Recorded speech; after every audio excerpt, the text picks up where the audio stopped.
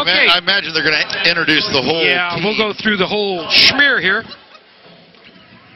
Assistant coaches Rick Gabriel, Mike Gabriel, and Mike Bruce. The non-starters for Ripon, number 1, sophomore Emily O'Brien. Emily O'Brien is going to be number 1, and she is a sophomore.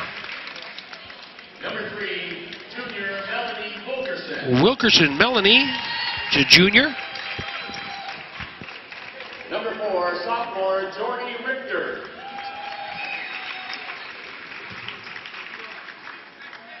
Number 5, senior Jessica Quake. It's number 5, senior Jessica Colt. Number 12, Quake. junior Quake. Abby Waters. Number 12, Abby Waters. She's a junior, 5'10". Number 13, junior Julia Victor. Julia Victor, junior. Number 14, sophomore Zaire Davis. Zaire Davis, another sophomore.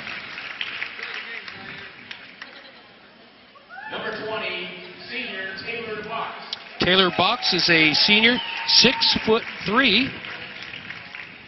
Mel White's looking up at most of these players, Frank, when he shakes their hand. Okay, number 24, Taylor Vernon, junior. 30, Carissa Carlson, 5'10", sophomore. And now for the starters. Starters for the Indians, number 2, senior guard Haley Fannin. Haley Fannin, number 2, senior guard, 5'6". Number 10, senior guard Tia Sedicta. Tia Sedictum is a senior, 5'8". That's one to watch, right, Frank? Well, second leading scorer on the team, averaging about 11 points a game. Ruth Waters is their leading scorer. This is Ruth Waters right here, number 11. Their floor general there. Also a senior. Junior forward, Kelsey Alexander, 5'9". Big rebounder, leading the team in rebounds, averaging 9 points a game. Good free throw shooter. Morgan Caracchio is a junior at 5'9". As I said, this team does not shoot a lot of threes. If you look at the stats, they don't shoot a lot of 3 points, so you're going to think they're a dribble drive, put back type of thing. Kind of a lot of Argonaut will shoot a lot more threes than you'll see from Ripon tonight. Okay. Here we go, number 10, Sarah Kane.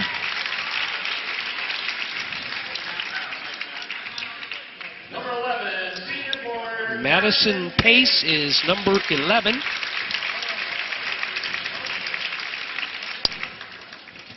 Number 13, 13, senior Jordan Gold.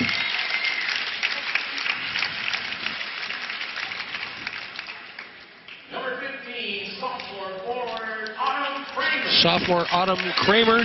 Saw a lot of action Tuesday night. Yes, she did. She had a lot of playing time. She's going to be a good one, only a sophomore. Number 23, junior guard Brittany Mancuso. Hold on, we've got number 25. Wrong. That's wrong Ariel Skinner. Senior forward Ariel. Okay, he's going to do double duty here tonight, Frank. I don't think we have Mancuso on the team. I don't know what Bittner was looking at. You fooled us all, Randy. Number 3, junior center. All right, here's the starters. Kate Sutton, number 3. Number 4, junior guard Kara Tortorich, number 4.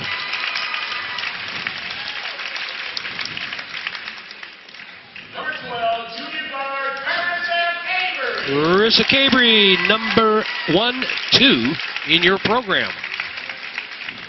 Number 22, forward Kobe Pettis. Kobe Pettis, number 22. And number 24, senior guard Morgan. And number 24, Morgan Roots, senior, floor general. Referees for tonight's contest, Devon Fraser and Dave Clement. All right, Devon and Dave. Well, like I said, this should be a good game tonight. This Ripon club is probably as good a team as Argonaut's faced all year long. You know, that being said, defense and rebounding, that's how far this Mustang team is going to go. And if they continue to do that, like I said, they need to shoot the ball a little better than they did the other night. because this is going to be a challenge for him. But it should be a good one. Number 4 and number 5 seated right here. Looking at the brackets, everything went pretty much according to Hoyle in the first game, or in the first round, excuse me. There was no real upsets. Except for Liberty Ranch beat Calaveras 39-35. That was a 10 against a 7. Other than that, everything went pretty much the same. 9 beat 8, but that's always a tough game. Right. We'll talk about the boys' brackets a little bit later, but we want to thank Jeff Votoff from Farmers Insurance and Phil Bavero at Jackson Tire and American Legion Ambulance 108 for continuing to advocate for high school sports and our youth activities in our community. All right, here we go. Roots with the tip there. Looked like Sutton didn't even get off the ground that time. I don't know if she wasn't ready or whatever, but we ended up with the ball. So Ripon comes out in a man-to-man defense, a turnover right away by Argonaut, trying to get it inside to Torteridge.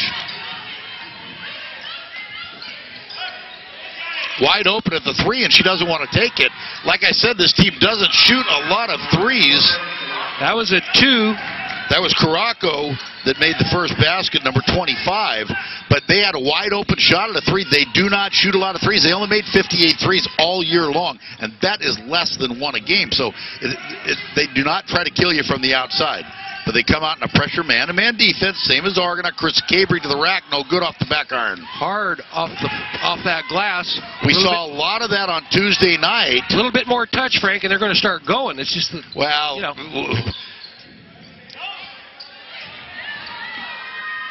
Oh, blocked inside. It's going to remain Ripon ball. Well, that is one of the things that the Argonaut defense does really well. You saw she got back past Cabry on that, and she got help from Sutton and as well as Pettis inside, and they play really good help defense. That's what they're good at.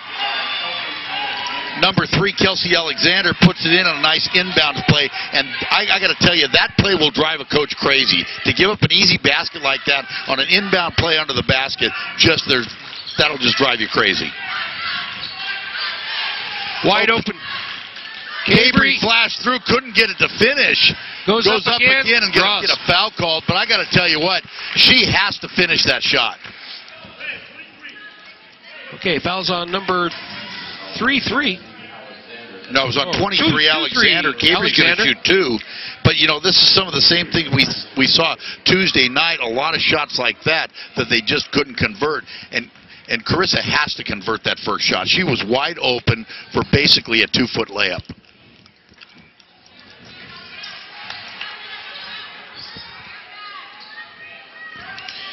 This Ripon team is a pretty good free throw shooting team as a whole. They shoot about 62%, and something that the Mustangs have struggled with in the last couple games.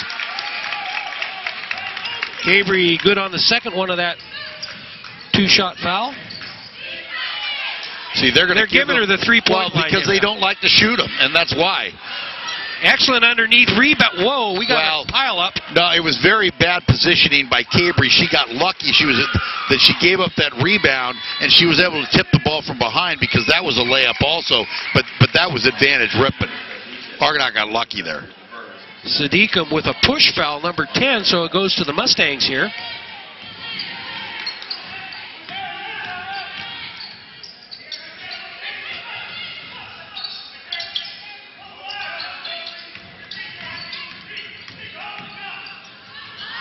Left-handed hook by Roots, no good. Saves it to Sutton.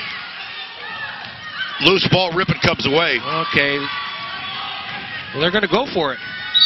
Foul on Cabry's going to get the foul on the dribble drive. That's going to send Waters to the line.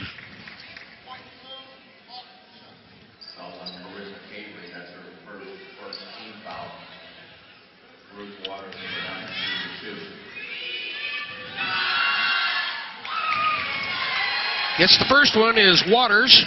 Waters shooting 72% from the free throw line this year. As I said, leading scorer, averaging 14 points a game.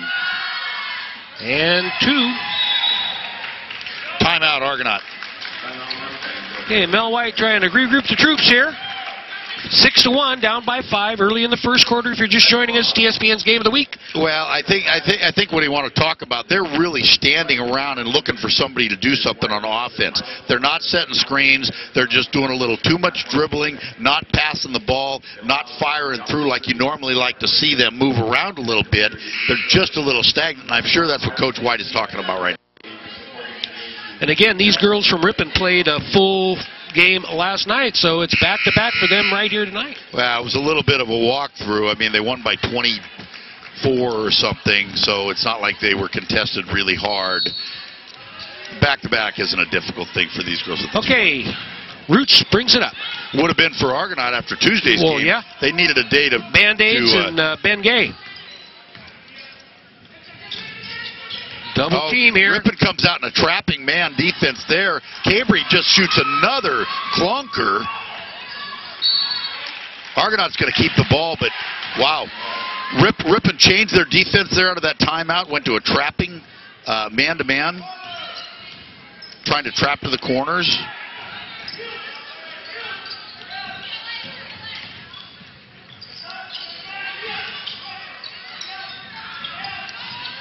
Tortorich with a little ball fake. She's going to get called for travel.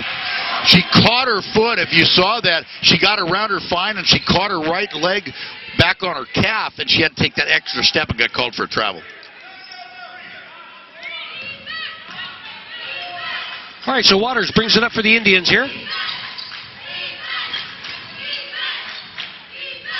There's a three, Frank. Off the back iron, Cambry comes away with a rebound. Looking to run.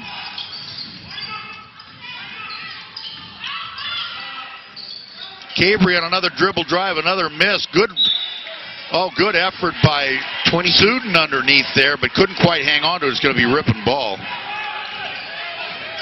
Alexander fighting Suden for the ball, and it winds up in the Indians' hands. Just a toss-up. Pettis with the bound, and here comes Roots. Well, she did a nice job sliding over on defense there, and that was kind of a bailout shot, just trying to see if they could get a call, and they didn't get it.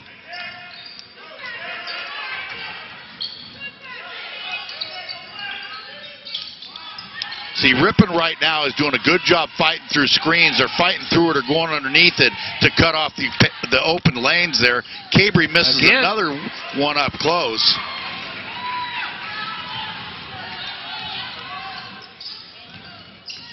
Whoa, give her a free throw.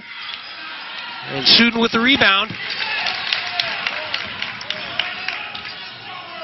Pettis underneath. She'll put one up. There's Got it. Pettis, two.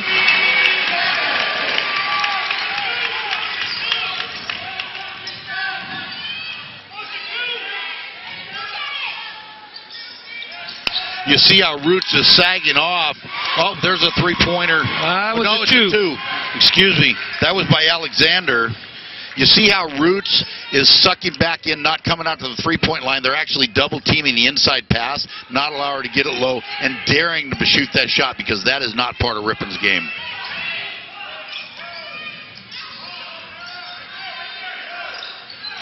Oh, Pettis again underneath. They're going to try to get it to her. She throws it up. That should have been a call. Number 2 was on her arm. It's going to go on Suden, I think. Yeah, see, Fannin actually should have been called for a foul that time. She came in on help defense, and when Pettis turned around, she caught her on the wrist, but didn't get the call. Suden's going to get called for the foul on the other end, fighting for the rebound, and Indians possession. 8-3, Mustangs down by 5. Here's that three-pointer, Frank. Okay, she got that one. They're going to start coming out on it now, I think. Fannin with a three-pointer.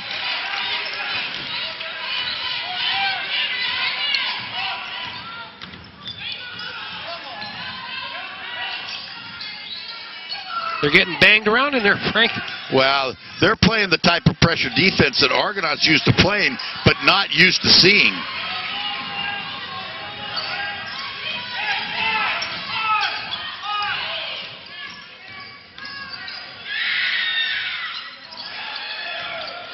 Tortorich brings it up. Take that shot. That was Kramer. It's going to go on number 11, I think. Waters. Oh, nope. Yeah, number 11, Waters. That was the foul. Substitutions in for Ripon. And I got to tell you what, 5. right now the Mustangs look nervous. Sudan's going in for Pettis.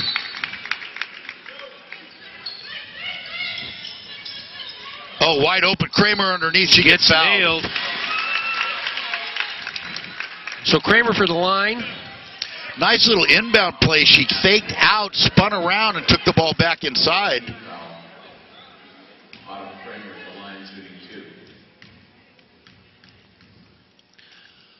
Okay.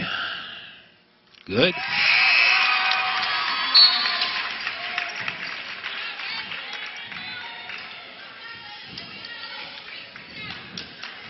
So Kramer gets the first one. Ripon, She's actually seen a lot of play as Yeah. a sophomore in the second playoff game here. Good. Got to get them both. 2 for 2. I was just going to say, Ripon not afraid to sub here freely in the first quarter with 2:18 left. Well, with the score this way, there's no reason not to give them a little rest here with a couple minutes left. There's a travel. Okay, turnover. So 11-5, Mustangs now down by 6. 2:12 left in the first. Pettis is coming right back in. I don't know, they wanted to talk to her about something, I think, more than anything, than give her a rest, because she was not out long. Just like when they took Suden out, she was not out long.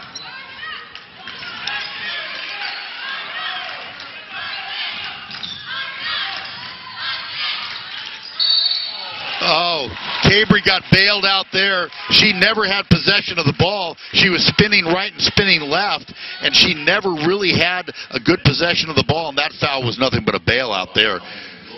Okay, that's on number 3, Wilkerson. That's her first 15 foul. 5 team fouls versus 2. There was absolutely nothing going on there. Okay, Cabry misses the first of 2.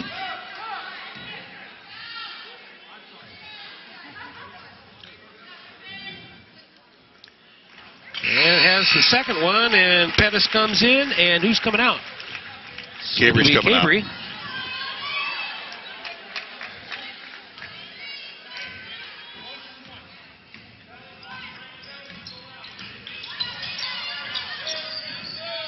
There it is. They're giving him the 3. Inside. That's way short. Oh, air ball. There.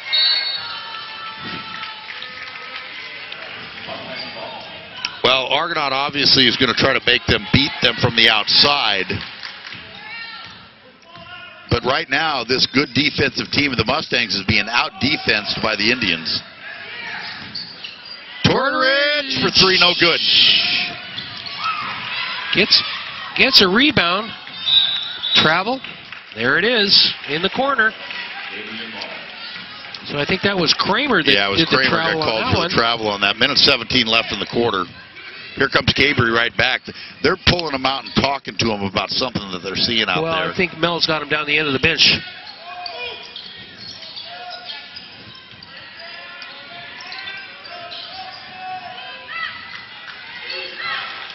They're going to give her that. They will. After you shoot an air ball, you're always a little reluctant to shoot the second one. 4 seconds left of the shot clock. Thrown out of bounds, yeah. It's the best defense we've seen so far by the Mustangs, holding that shot clock all the way down. Okay, more well, they're going to run some players back in for this last 49 seconds.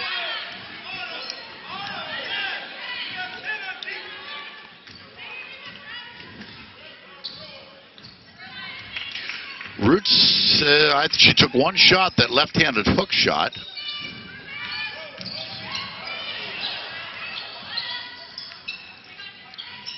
Roots. That's way short. That was partially blocked. Waters blocked that shot. She got a hand on it.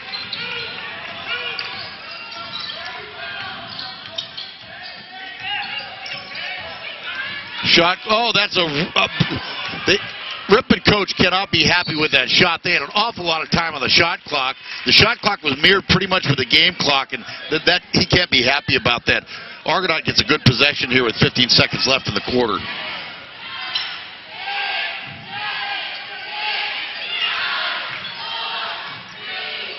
Inside to Pettis, turnaround jumper, off the back iron, no good. And that ends the first quarter, 11-6. Ripon Indians on top by 5. We're going to be back with second quarter action right after this. Pharmacist